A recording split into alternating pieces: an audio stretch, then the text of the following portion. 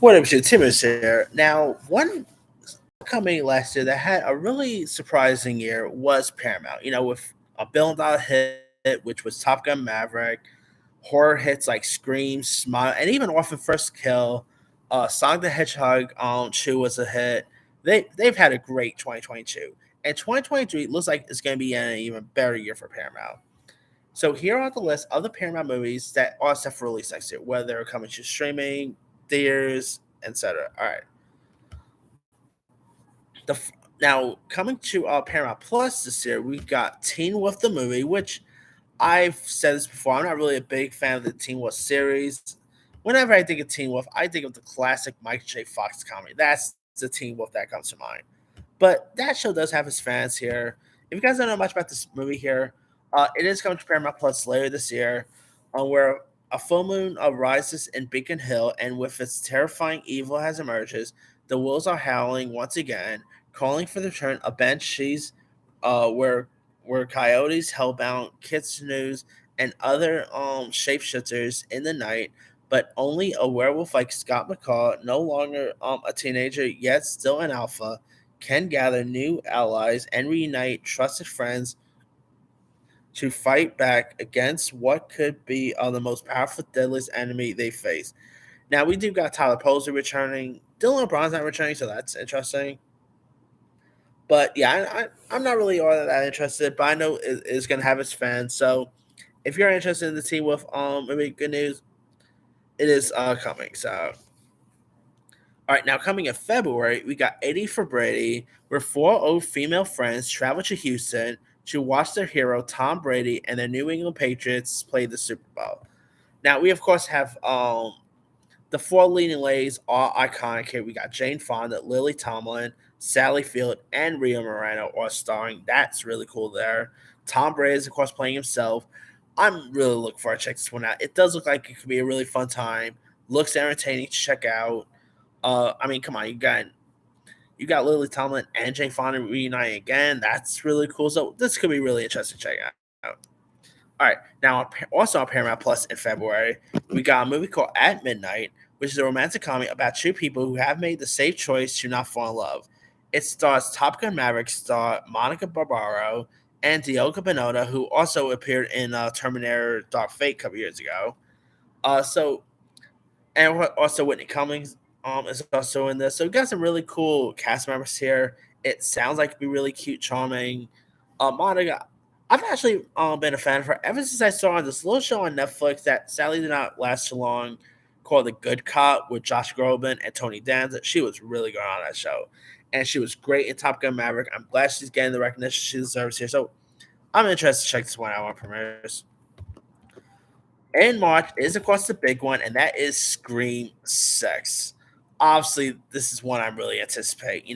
The first Scream was a monsters hit when it was released years back, in January last year. We of course got the return here. I mean, I cannot wait to see where they're gonna take this new Scream at. It's the teaser that dropped looks cool. Uh, of course they're using the old ghost face mask, which I'm interested in seeing how that's gonna turn out. We got Hayden Panettiere returning. I'm so pumped for Scream 6 when this premieres, hoping for good stuff.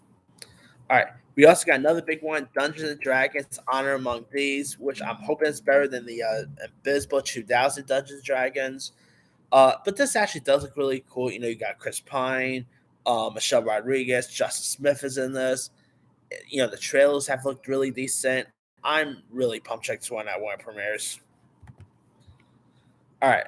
Also in June, we got Transformers: Rise of the Beasts. Now, in the year 1994, a pair of human archaeologists from Brooklyn come into an ancient conflict through a globe-trotting adventure with the Autobots that ties in with three factions of the Transformers race: the Maxima, the Predacons, and the Terracons.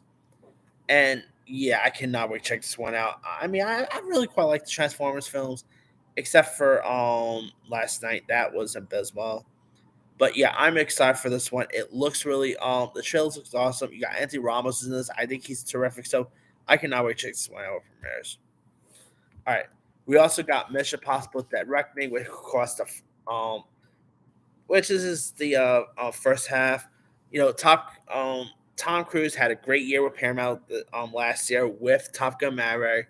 I'm pretty sure he's gonna do great again with Mission Impossible: Dead Reckoning. We of course got Part Two coming next year, so there's that as well. But yeah, I am really pumped to check this one out when it premieres. I really quite like the Mission Impossible films. They're pretty much Paramount's versions of Fast and Furious, if you think of it.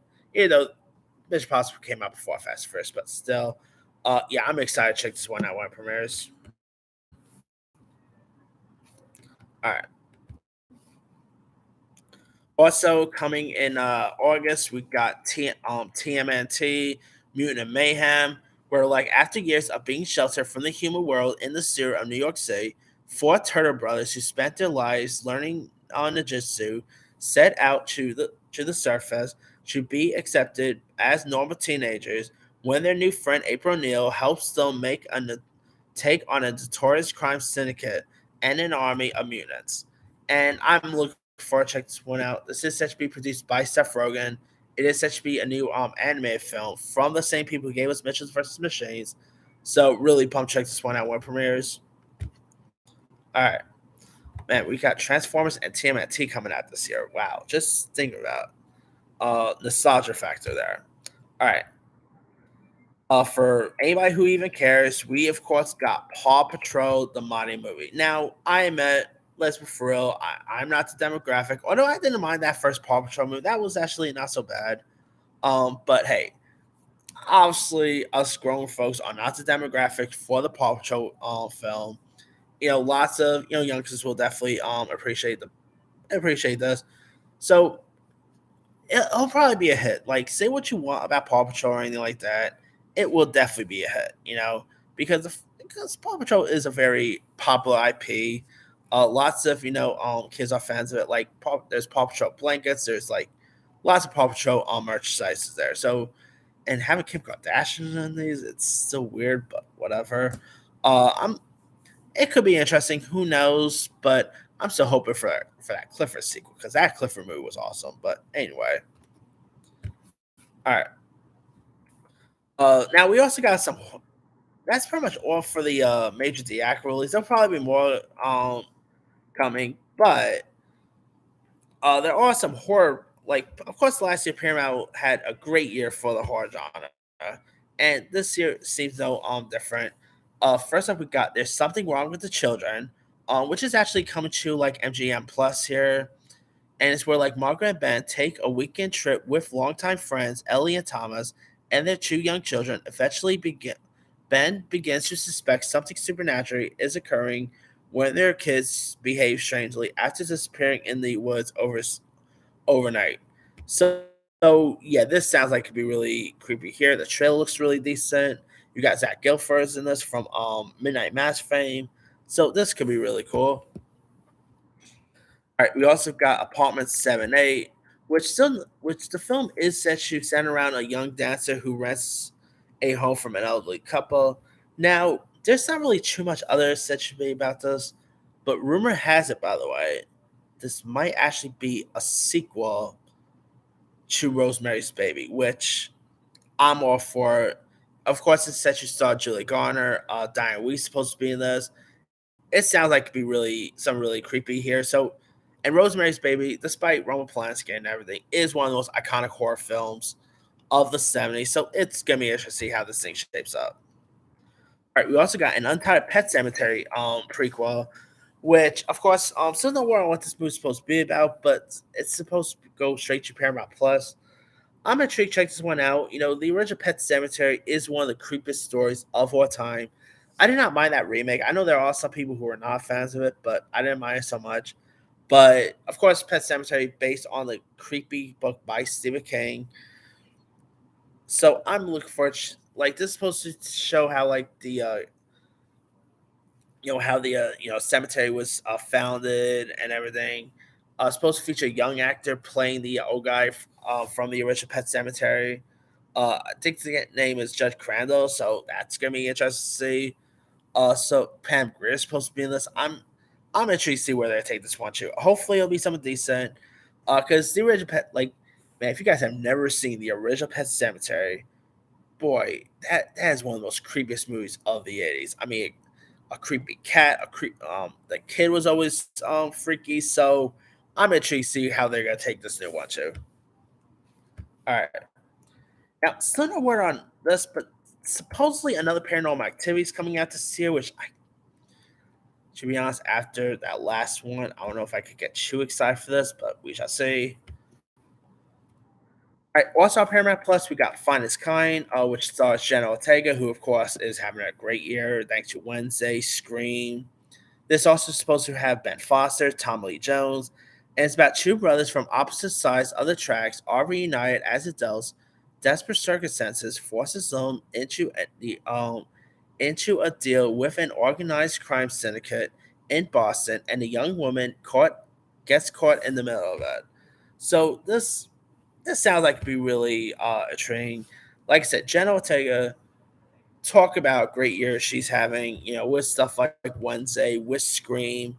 I cannot wait to see how good career she's going to be having in the future. You got Tommy Lee Jones, Ben Foster. I think this could be really cool. So who knows? All right, we also got an anime movie called Under the Boardwalk, which has actually been in the pipeline for quite some time. Still not aware if it's going to theaters or Paramount Plus.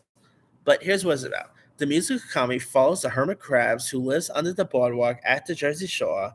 When Almond Alen Crab Towney falls in love with Ramona, a sea crab tourist, tensions between their friends and families rise. But when a storm casts the duo far from home, their love will lead them on an epic adventure which reunites the divided community. Now, this also set to feature the voice of Micah Cera, who was in that Paws of Fury last year. This is also from the same director who did that Ryan Reynolds animated movie Turbo a couple years ago.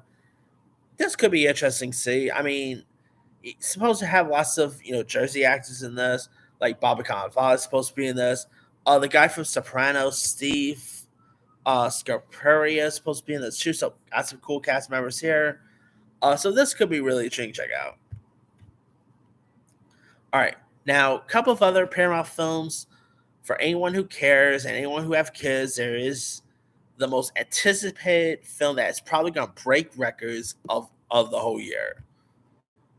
That is Baby Shark's big movie. Again, like with the Paw Patrol film and everything, I'm not the demographic for this, but yeah, this is supposed to have. I kid you not. This is supposed to have Cardi B supposed to be in this.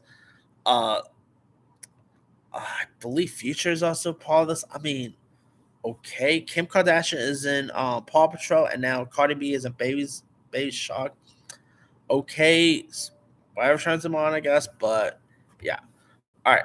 There's also an untitled SpongeBob spin-off film coming to Paramount Plus, which of course there is a new SpongeBob movie coming, but that ain't coming until 2025, so we got a long way for that.